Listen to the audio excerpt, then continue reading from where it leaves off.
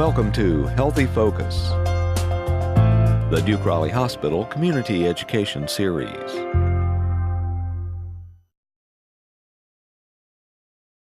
And I'm very pleased tonight to introduce you to Dr. Robert Jones.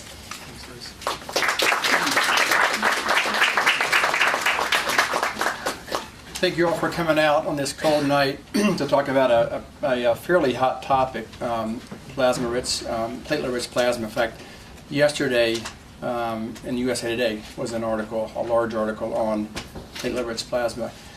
How many have heard of PRP before?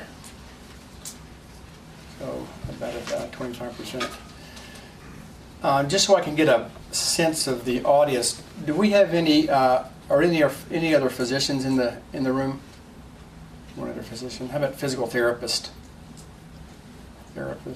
Any RNs or other folks in RNs? Okay.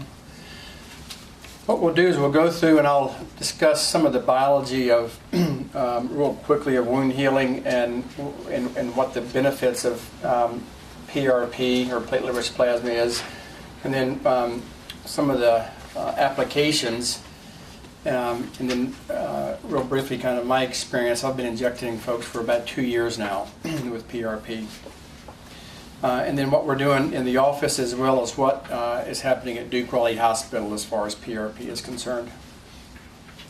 This lead article last year after the Super Bowl, Hines Ward was a receiver for the Steelers. He tore his MCL, which is a ligament on the inside of the knee. That's typically a 2-month plus healing time.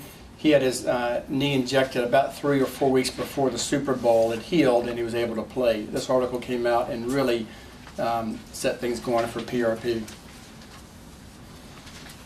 PRP has been used for 20 plus years. It was used initially in the maxillofacial world with joint reconstruction and dental reconstruction. Also plastic surgeons have used it for a while. It began use with professional athletes in other countries, and specifically Canada, about 15 years ago. Orthopedics in America has been using it for about 8 or 10 years. Whole blood has 3 major components.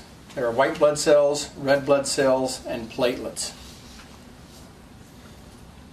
The platelets hold a large number of bioactive proteins and growth factors. Growth factors, and we'll have a slide in shortly that talks about some of these growth factors. Growth factors are key to tissue regeneration and wound healing. These are some of the growth factors. Lots of stuff. Way too busy, but the point being is that when we take platelets out of the blood and we concentrate them, not only do we have an increased concentration of platelets, but we have an increased concentration of growth factors. And it's the activated platelets that release the growth factors, and that's what initiates the cascade for healing. Just one of a study recently, because there was some question whether just because you have a concentration of platelets, does that mean you're going to have a concentration of growth factors? And they looked. This is a study that showed 3 particular growth factors, and that you can see here that not only do we have a concentration of platelets, but these platelets, when activated, show 5 to 3.6 to 6-fold increase over whole blood concentration. And that's the key with PRP, is that we're putting in a large concentration of growth factors, and it's these growth factors that are accelerating tissue healing. Not only wound healing, but fracture healing. Any kind of wound, healing with soft tissue or bone goes through different phases. The initial phase is the inflammatory phase. It's the immediate phase that lasts 2 to 5 days. And the key during this inflammatory phase is platelet accumulation. A blood clot forms around a bruise, and the blood releases the platelets release the growth factors, and that initiates the inflammatory phase. And we'll get to the PRP and some of the things we do with PRP, because the inflammatory phase is essential for proper wound healing.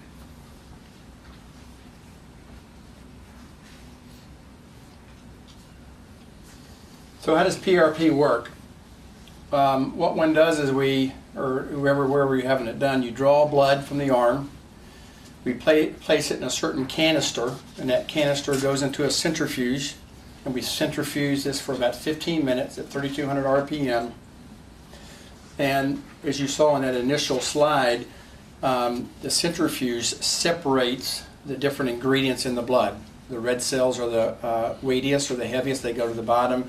Then there's a platelet-poor plasma and a platelet-rich plasma. And these containers allow us to pull the platelet-rich plasma from the blood, and then we inject this platelet-rich plasma directly into the area that's affected. The two biggest indications for are chronic tendinosis. And tendinosis, some people use the word tendinitis. We'll talk about lateral epicondylopathy or tennis elbow for now. It's not really an itis. Itis means inflammation. So if something if you have a tennis elbow and they call it lateral epicondylitis, it's truly not an inflammatory process. It's a pathologic process. So the true term would be an epicondylopathy. That's why we have chronic tendinosis. It's actually a lack of inflammation.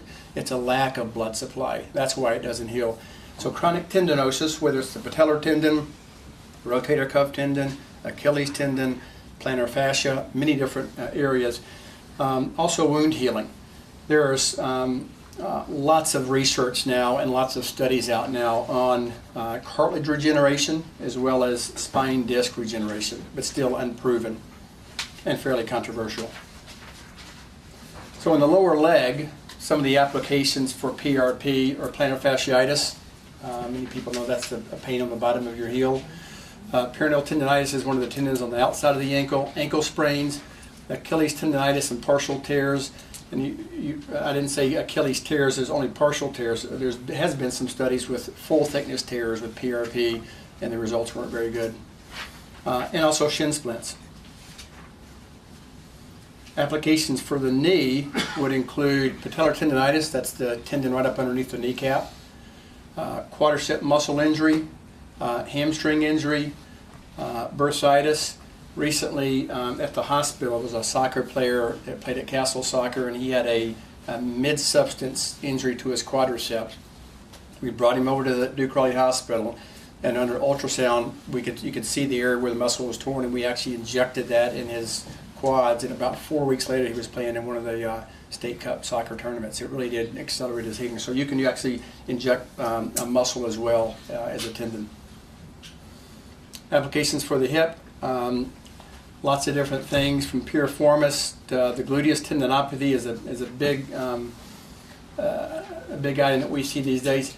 People get diagnosed with bursitis all the time, and I think that many times it's not truly a bursitis. It's a gluteus tendinopathy. The gluteus, there's three gluteus: maximus, medius, and minimus. The medius and minimus attach to a certain part of the hip, and that gets confused with bursitis many times. In fact, we get MRIs on these runners or athletes or weekend warriors like you and I, and it's not the bursa that's inflamed, it's part of the gluteus tendon attachment that's partially torn or injured, and we can inject that area as well. Okay. Applications for the shoulder, biceps tendonitis. The biceps tendon runs across the front of the shoulder. We talked about tennis elbow, golfer's elbow is the same thing except it's on the inside of the elbow as opposed to the outside of the elbow. Ligament sprains in the elbow as well as AC joint injuries and rotator cuff tendinopathy. There's been some very good studies with rotator cuff tendons, not full thickness tendon tears but partial tears. And during surgery, and we'll talk about this shortly, during surgery we can put PRP directly under direct visualization, which enhances the healing. And one of the studies did show that rotator cuff repaired patients had less pain and recovered quicker with PRP as opposed to those who didn't have PRP. We've been using PRP in the hospital setting for many years. An ACL reconstruction is when one takes a graft, whether your own graft or a cadaver graft, and you weave it through the knee to take the place of an injured ACL. What we do at the hospital here is we draw the blood while the patient's asleep, we spin it down in the centrifuge machine, pull the platelets out, and we mix some thrombin with it so it makes a gel. a PRP gel, and we can place that gel into the tunnel, and we pull the ligament into this tunnel that's filled with platelet-rich plasma gel to enhance the healing of this ligament to bone. One of the problems with ACL reconstructions is tunnel widening over time. Sometimes the graft can windshield wiper back and forth, and there's been studies that show that ACL reconstructed knees with the use of PRP had less tunnel widening than those who didn't. With rotator cuff repair, as I mentioned this earlier, when one does a direct repair, then when you reattach the rotator cuff, what we're doing in the hospital here is we're taking that same PRP gel and placing it at the interface between the bone and the tendon. Because the rotator cuff tears when the tendon pulls away from the bone, the objective is to bring it back to the bone and reattach it, and the biggest problem is healing. And we enhance the healing by putting PRP under direct visualization. We also do guided injections. In other words, either using an ultrasound machine or a C-arm or fluoroscopy. We at Impactor have an ultrasound machine, so we're doing these under direct visualization. You'll see an example of that in a minute. Under fluoroscopic guidance, which is like an x-ray machine, portable x-ray machine, we're injecting it as well. This is a picture of the hind foot of a high school soccer player, football player, wrestler. This bone right here is the os trigonum, and this young fellow broke his tibia, this bone up here. It healed, and his tibia was healed, but he couldn't run. And at the same time he injured his tibia, he actually fractured his os trigonum. And the os trigonum is this small bone. It has a cartilage interface, so it's not really bone to bone. There's a cartilage interface there. And so 9 months after his tibia healed, he still couldn't run. The MRI showed that this had not healed back at this cartilage interface, and his dad wanted us to go ahead and just operate and take this piece out. And I said, well, let's try PRP. We'll just get a sense if we could inject PRP at that interface, if we could get that to heal.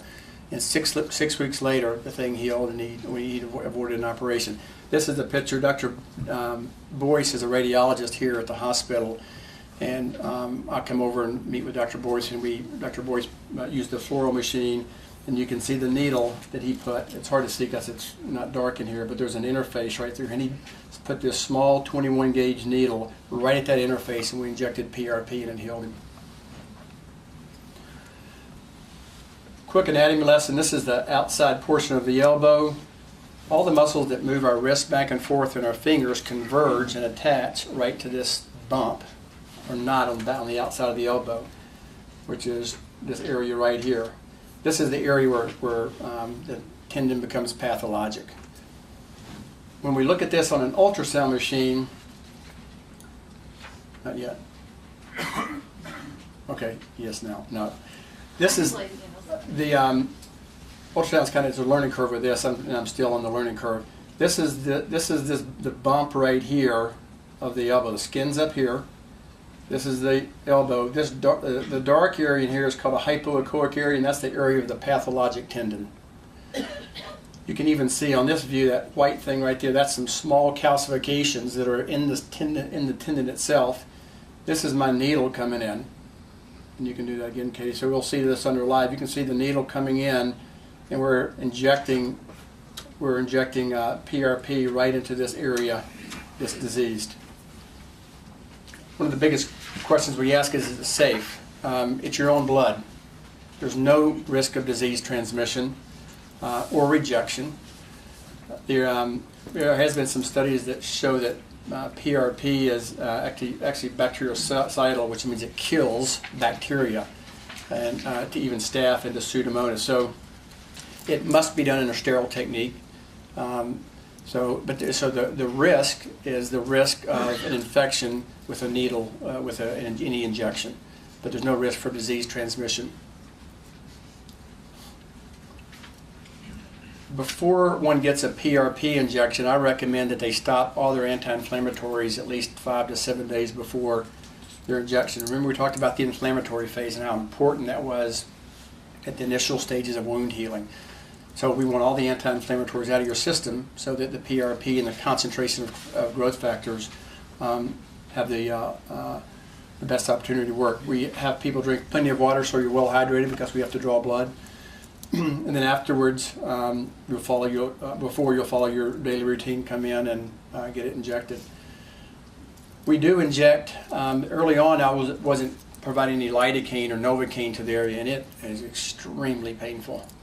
We're putting a needle into a tendon and injecting 4 to 7 cc's of blood, and it engorges this tendon, and it is painful.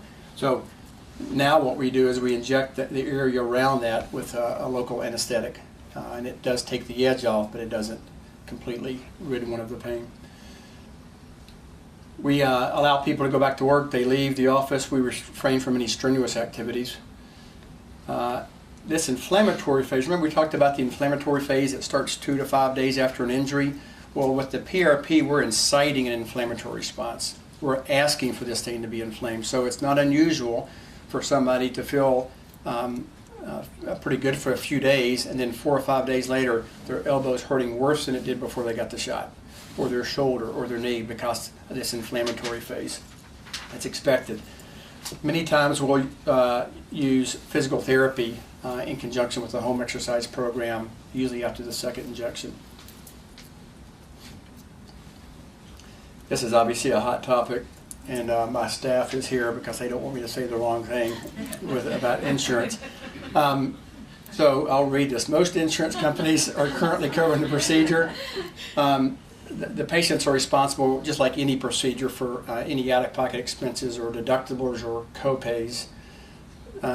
The company that we're having the most trouble with is United Healthcare, but up to this point, all insurers other than United Healthcare have covered this. United Healthcare still deems it experimental, so they won't pay for it. We will, in our office, we provide an estimate for each patient, and we attempt to get authorization.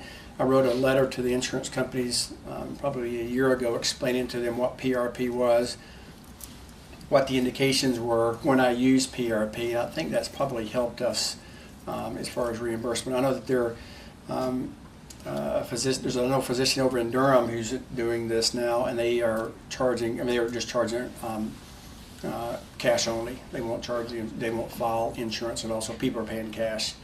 And there are many other physicians in the country. In the past, there were physicians charging tissue transfer fees because they were transferring tissue from one spot to another. Well, blood is a living tissue, but that is really pushing the envelope, and they were charging lots and lots of money, $2,000 for an injection to the insurance companies, and they got their wrist slapped. And so now many people or companies aren't reimbursing certain physicians, and therefore many physicians are just charging cash only. So in conclusion, anecdotally in my practice for the last 2 years, we are seeing some very promising results with PRP. There are only 2 controlled randomized studies that are out to this point that prove the efficacy of PRP, and one was on tennis elbow and the other was patellar tendon. But there are numerous studies that are ongoing right now on other different muscle groups. This was an article just this past year in our journal of orthopedics. They did a whole article on it, and their quote from the editor was, "Given its excellent safety profile and ease of preparation, the use of PRP will likely continue to grow." I think that biologics are the future for medicine, and this is one of those biologics. We're recruiting stem cells that haven't decided what they want to become, to move into this area, and these stem cells can metamorphosize into tenocytes, tendon cells, or collagen, or bone, and this is just turning this process on. Thank you.